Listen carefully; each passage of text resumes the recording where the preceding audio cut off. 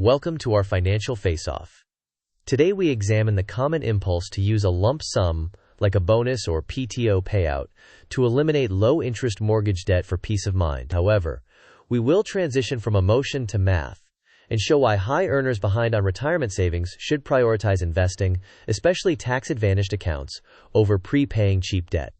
Next, we will outline the agenda and set expectations, then dive into opportunity cost, compounding, and a practical action plan. Here is our roadmap. First, we contrast the emotional satisfaction of debt payoff with the economic reality. Then, we define opportunity cost and the power of compounding. Next, we distinguish good debt from bad debt. After that, we walk through a step-by-step action plan to maximize a 401k. We will analyze a simplified case study with numbers, consider edge cases and exceptions, test your knowledge with short quizzes, and finally summarize key takeaways with next steps. Now, let's move to why this topic matters right now. Many viewers are receiving lump sums, bonuses, or PTO payouts, and feel the urge to prepay their low-rate mortgages for peace of mind. Yet if your mortgage rate is around 3.5% or less, that debt is often cheaper than inflation and far below typical long-term market returns. Consequently, the opportunity cost of prepayment is high. In other words, every extra dollar to the mortgage may be a dollar not compounding for decades. With that context set, let's clarify the core concepts you must understand to make a rational decision. We start with opportunity cost. Every dollar you send to your mortgage cannot be invested elsewhere. If that elsewhere historically earns more than your mortgage rate, you give up growth. Next is compounding. Returns on returns magnify over time, and the earlier you start, the more powerful the effect. Third, inflation and a 3.5% mortgage rate mean your real borrowing cost may be near zero. Fourth, differentiate good debt, such as a low, fixed-rate mortgage, from bad debt like high-interest credit cards. Finally, consider liquidity. Keeping money invested and accessible can help with emergencies and flexibility. Now that we have the concepts, let's plot how cash actually flows each month. Visualize your monthly cash flow. You make the minimum required payment to your mortgage. Next, you contribute to your 401k at least to capture the employer match and, when feasible, toward the annual maximum. Then, any remaining surplus goes to a diversified taxable investment account.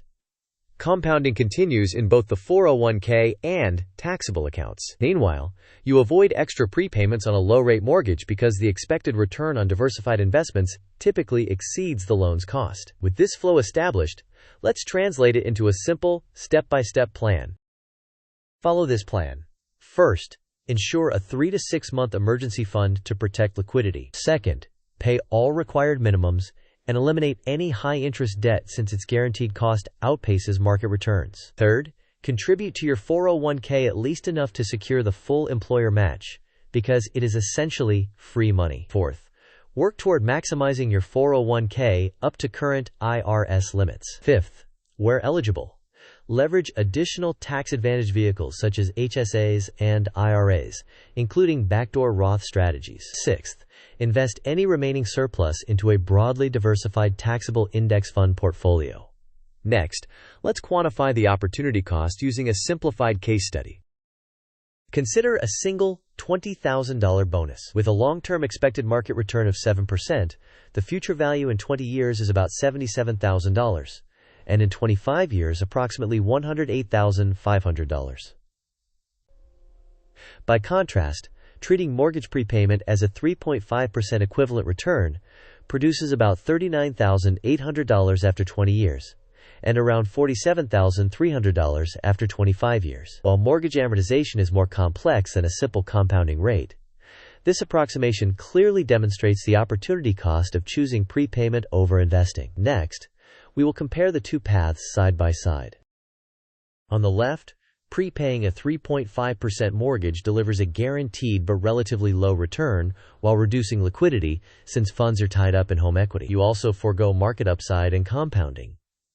The primary advantage is emotional relief. On the right, investing in a diversified portfolio may offer a historically higher expected return and preserves greater liquidity. It harnesses compounding and dividends, but comes with volatility that you must tolerate and manage. With the trade-offs clear, let's look at a quick table of simplified numbers to solidify the comparison. This table summarizes the simplified comparison. At an approximate 3.5% benefit, mortgage prepayment grows a $20,000 lump sum to roughly $39,800 over 20 years, and around $47,300 over 25 years. By contrast, investing at an assumed 7% grows it to about $77,400 over 20 years, and approximately $108,500 over 25 years. These are rounded estimates and not guarantees. Next, we will expand the mental model using a concept map diagram. This mind map centers the bonus, or PTO, lump sum. One branch represents paying the mortgage at 3.5%, noting the guaranteed but low return, reduced liquidity, and lack of market participation. Another branch represents investing, prioritizing maxing the 401k, capturing the employer match, obtaining tax deferral, and leveraging compounding over multi-decade horizons while acknowledging volatility. A constraints branch reminds us to maintain an emergency fund, pay off high-interest debt first, and assess adjustable rate risk. Finally, the outcomes branch contrasts closing the retirement wealth gap with losing opportunity to compounding. Next, we will view a time-oriented diagram to cement the long-term aspect. This timeline visualizes the compounding gap over decades.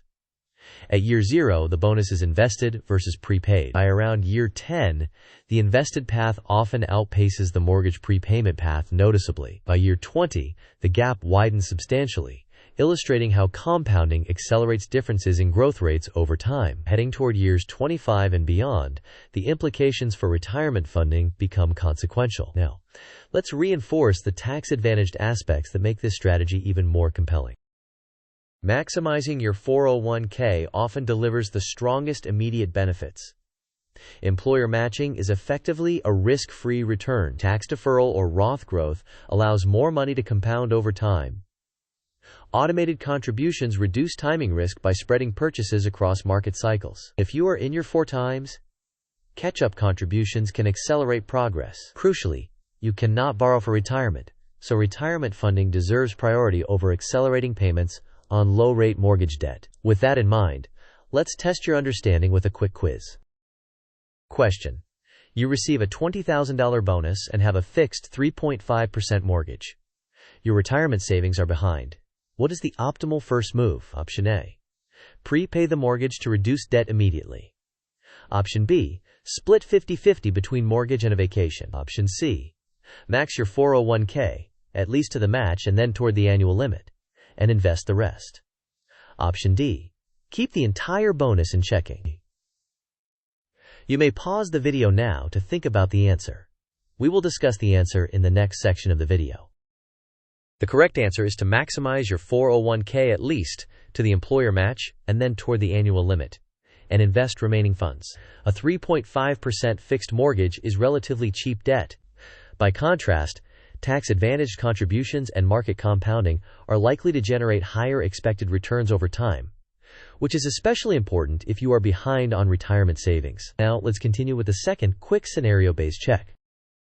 Question: which statement best captures the opportunity cost of prepaying a 3.5% mortgage instead of investing for 25 years at 7%? Option A: you save more money for sure by prepaying because debt is always bad. Option B: you give up the difference between approximately 7% and 3.5% compounding over decades. Option C: there is no difference because both are guaranteed.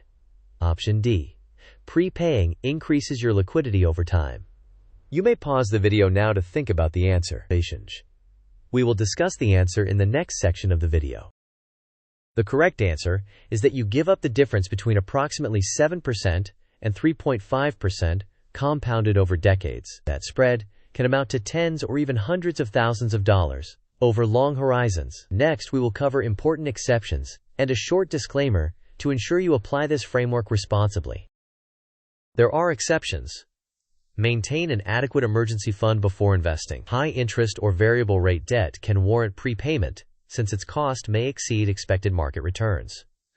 A short time horizon or an imminent move can change the calculus. Adjustable rate mortgages introduce refinance risk at higher rates. Lastly, if you struggle to maintain investment discipline, use automation and simple portfolios to reduce behavioral mistakes. Now, before we wrap up, let's include a brief disclaimer. This video is for educational purposes only and does not constitute financial, tax, or legal advice. Your situation is unique. Please consult a qualified professional who can consider your specific objectives, cash flows, risk tolerance, and tax posture. With that noted, let's lock in the key points before we close. Remember these points. A 3.5% fixed mortgage is usually considered good debt relative to long-term market returns. Opportunity cost and compounding make extra prepayments expensive if you are behind on retirement savings. Maximize your 401k and capture the employer match before sending extra dollars to the mortgage. Preserve liquidity and invest the surplus in diversified index funds. You cannot borrow for retirement, so act with urgency. Finally, let's summarize your next moves. To summarize, allocate your bonus first to your emergency fund as needed, then eliminate any high-interest debts. After that, maximize your 401k contributions, capture the match, and consider HSA or IRA strategies if eligible. Invest remaining surplus in low-cost, diversified index funds, and avoid extra prepayments on low-rate mortgages. This preserves liquidity and exploits compounding over decades. Now, let's close with a quick thank you and a creative call to action. Thank you for watching. If you found this valuable, please like, share, and subscribe. In the comments, tell us whether you are Team Invest or Team Prepay and why. Your engagement helps others find this content, and it helps us create more evidence-based videos for you. See you in the next episode.